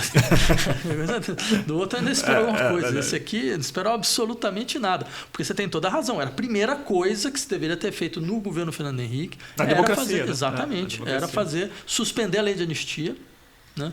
Fazer os julgamentos, fazer o modelo argentino. Suspende a lei de anistia, faz julgamento, bota o pessoal na cadeia e pronto, resolveu o problema. Não tem erro militar, né? não tem, digamos, perigo militar na Argentina. Por quê? E tem no Brasil. E a gente fica falando em golpe toda semana. E vai continuar falando depois. E vai ficar falando depois. Eu tenho uma outra sugestão para você como deputado. Tem que começar devagar a militarizar o IBAMA. Eu acho que não adianta muito reforçar ou reformar uma instituição como o Exército Brasileiro, que assim, é muito profundo a ideologia que esses caras têm em relação a serem donos da República Brasileira, desde o golpe de 1889 e tal.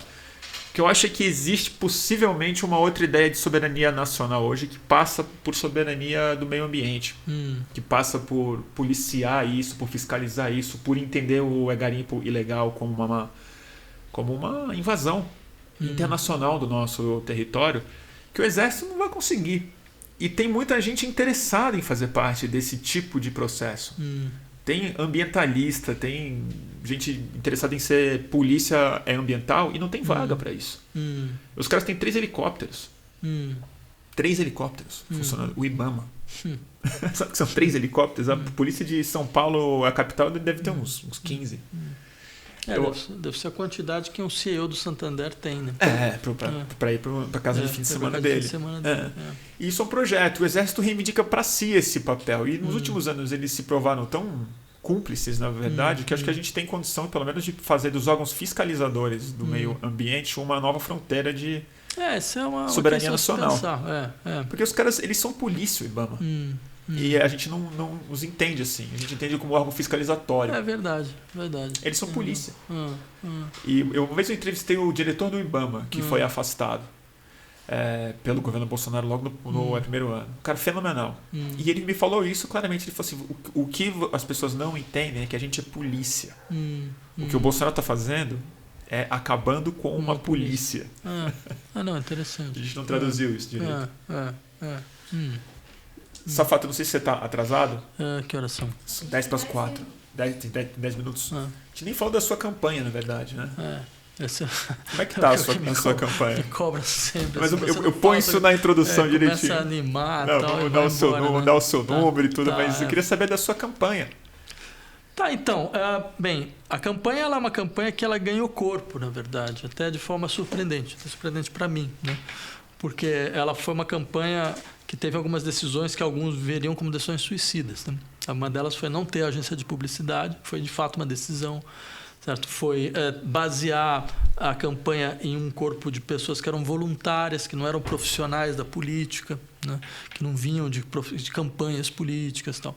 Entre outras coisas, para a gente poder ter a autogestão dos processos, ou seja, para a gente poder, de fato, fazer a campanha que a gente queria fazer, né? Porque, para mim, era claro, um dos saldos que seria importante era mostrar que é possível fazer um tipo de discussão que não é a discussão que a gente tem feito atualmente, né?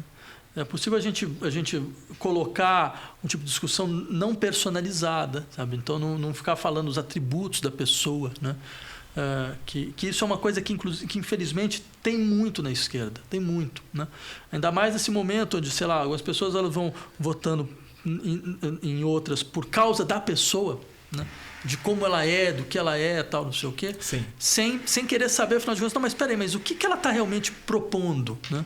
Como se fosse uma coisa quase assim, a persona vale mais do que o que ela consegue mobilizar dentro de um debate, do que ela consegue falar, não, mas eu tenho essa ideia. Como se as ideias fossem uma coisa completamente inócua. Você aposta como um cheque em branco numa pessoa. É uma coisa a gente achava que isso era uma coisa de direita, né? Da direita, que então o sujeito tem uma relação meio salvacionista. Não, isso é um troço que está forte, mas de uma força tão grande na esquerda, que a gente falou, não, a gente vai fazer uma campanha não personalizada, né?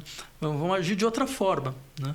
E fazendo tudo errado, começou a dar tudo certo, de uma certa forma, né? No sentido de que a gente foi tendo um crescimento orgânico, a gente foi conseguindo ocupar espaços, a gente percebe as pessoas querendo efetivamente saber mais, discutir, certo? Fazer circular suas próprias experiências, tal. Agora, tem uma questão de escala, né? Que a gente vai descobrir isso daqui a 10 dias, né? Que eu não saberia como medir, porque... Muito difícil medir porque isso, né? também essa é a primeira campanha que eu faço, né? A primeira e a última, né? A última, você acha? Sim. Não porque seja ruim, nada disso, não é isso. É porque minha concepção de democracia não cabe você ficar ocupando esse tipo de espaço continuamente pela mesma pessoa, né? Mas mesmo que você perca essa eleição, você não pretende disputar outra? Não, porque eu acho que é importante fazer as coisas circularem, né? Acho que mesmo perdendo, e se a gente pelo menos mostrando que há um campo de formas de intervenção, de debate... Podem ter outros nomes que podem assumir isso. Sim, mas acho isso tem que ter. Porque se tem um campo, tem outros nomes, entendeu? Se tem outros nomes, então é importante que as pessoas percebam que existem outros nomes, né? Porque isso para mim seria a maior de todas as contribuições. Eu ficaria muito feliz com isso, né? De que falar, não, olha, tem esse campo aqui, se mostrou que é possível, e agora a gente vai fazer como o campo tem que funcionar, ou seja, circulando protagonismos. Protagonismo circulante, né?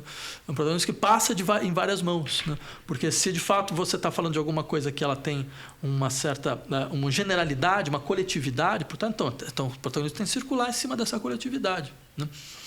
E isso por um lado. E por outro, eu acho de fato que as pessoas... Bem, mesmo eleito, eu tinha falado, eu falei com a Universidade de São Paulo, que eu ia continuar dando aula. Eu ouvi você falando isso. Porque eu acho que as pessoas... Eu sou contra a reeleição, sempre fui. Né? Eu insistia para o pessoal colocar isso no seu programa de partido, que a gente só aceitaria uma reeleição. Eles, não colocaram. Né?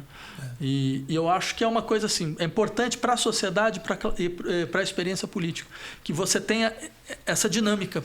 Você vai, ocupa um lugar e você volta para onde você veio. Né? E assim continuamente. Né?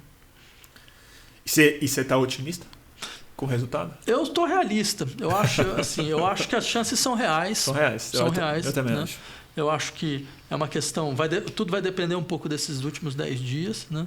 Eu acho que a gente chega na reta final competitivo. Né? Acho que a gente, no sentido de que, bem, é possível que que a federação consiga um número expressivo de vagas mesmo, e é possível que dentro desse número expressivo de vagas... Porque tem candidatas e candidatos fortes, né, que puxam bastante voto, né? Érica, Sâmia, Boulos, Marina. Exato. E acho importante também as pessoas lembrarem, porque isso ficou meio escondido. Houve uma mudança eleitoral. A mudança eleitoral é que você pode até ter um candidato ou dois que explodem de voto, né? Mas se você não tiver um quociente eleitoral, ou seja, se não tiver outros candidatos que atingiram o quociente eleitoral, o partido perde a vaga. Então, por exemplo, digamos que você tem alguém que consegue 1,5 milhão de votos, né? E aí você tem ele consegue 3 vagas, não só um exemplo, né? E aí você tem um partido onde você tem 2 pessoas que conseguem acima do quociente, que é 35 mil, né? E você tem uma pessoa e o resto não consegue. O partido vai perder a última vaga. Né? Entendi. Então, acho que é importante as pessoas lembrarem disso. Você tem um piso alto. Lembrarem disso para fazer sua decisão. Né? Quer dizer, acho que isso não está claro para as pessoas. Não está claro. Porque muita gente está pensando da seguinte forma: eu vou dar meu voto no X, porque ele puxa os outros que eu também gosto. Não é isso que vai acontecer. Aí é claro, aí tem aqueles que falam, mas isso é ruim, porque falar assim, porque não tem nenhuma eleição garantida de ninguém, independente se a pessoa tem mais recursos, tem mais tempo de TV, se tem tempo de rádio, não sei o quê. Eu acho assim, cada um tem o direito de fazer sua análise. Se você acha que é isso, tudo bem. Não há problema. Né? Mas o que não pode é a população não saber como funciona efetivamente o sistema eleitoral. Isso precisa ser muito e é isso parecido. que está sendo... Quer dizer, isso é uma obrigação dos partidos.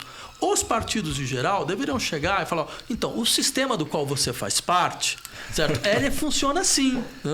É assim que funciona. Essa é a regra do jogo. Essa é a regra do jogo. Então, só para você decidir como jogar, como você quer jogar. Agora, as pessoas estão imaginando que elas vão estão jogando um jogo, elas estão jogando outro. Isso é que é um absurdo. Isso eu nem sabia também. Eu descobri isso há uma semana. Então. Que me explicaram. Eu descobri há um mês, 2 meses atrás, eu falei, não, peraí, mas isso muda tudo. Não é assim, né? E, de fato, os partidos estão jogando com desinformação em relação a isso. Então, acho importante até a imprensa falar, olha, o jogo é assim. Aí você decide como é que você quer jogar. Aí faz as suas contas. Faz suas contas, faz suas escolhas. Né? E é um momento terrível, né? Porque é a hora em que os aliados viram adversários, né? Porque vocês estão disputando o mesmo voto, né? Terrível. Né? Mas eu acho que não era necessário, bastava que você tivesse partidos que funcionam através de uma estratégia comum. Você define uma estratégia. Olha, a estratégia vai ser essa. A gente quer ocupar tantas vagas, vamos tentar ocupar o máximo de vagas. Para isso, a gente vai dividir assim, vai fazer assim, vai fazer assim. Certo? Seria mais simples. Mas nesse ano está muito difícil fazer essas contas, né? Porque o Bolsonaro meio que ele puxa a energia inteira para ele, né? Da discussão. Mas numa situação abaixo. Como essa, eu acho que é muito importante que a esquerda tenha a maior bancada possível. Né? E aí vem a questão, seria uma discussão sadia, honesta, tranquila. Como é que a gente faz para ter a maior bancada? Qual é a melhor estratégia para ter a maior bancada? E essa conversa não aconteceu de maneira clara? Não aconteceu de jeito nenhum. Que loucura. Bem, a esquerda brasileira tem seus problemas. Né? Gostei. Mas de toda forma, bem, só o eleitor, a eleitora saber, é assim que funciona. Então aí ele decide o que acha melhor. Né? E quem chegou até aqui, você pode falar o seu número, então? Pois é. Então, meu pode número pedir voto já. Sim, 5033, para deputado federal, né? Alguns acham que era estadual, deputado federal, né? Pelo PSOL. São Paulo, exatamente. Safatli, Muito obrigado pela conversa. Espero agradeço. que a gente tenha uma segunda com você eleito. Tomara. Sim, Brasília é legal. Passei minha infância lá, você vai gostar. Você passou a infância lá em Brasília? Passei a infância em Brasília. Olha só. Conheço. Então já conhece bem. Sim. Eu a conheço muito pouco. Fui algumas poucas vezes e sempre para entrar no Congresso Nacional. Não, eu posso te mostrar a pior pizza do mundo. Tá lá, na Dom Bosco. É lá? Eu adoraria ter esse prazer. Não, é louco, todo mundo vai, porque você cresceu comendo aquele negócio, mas o negócio é completamente intragável. Assim. Eu cresci no Rio também, que era uma cidade que tinha as piores pizzas que eu tinha comido. Deve ter vindo de lá, né? Porque os carioca que foram para Brasília inventaram. O dono carioca, aquele deve ser, todo mundo era. Que abriu a Dom Bosco. Será que ele é carioca? Não, era nordestino, não lembro mais. Bem, já não vou lembrar.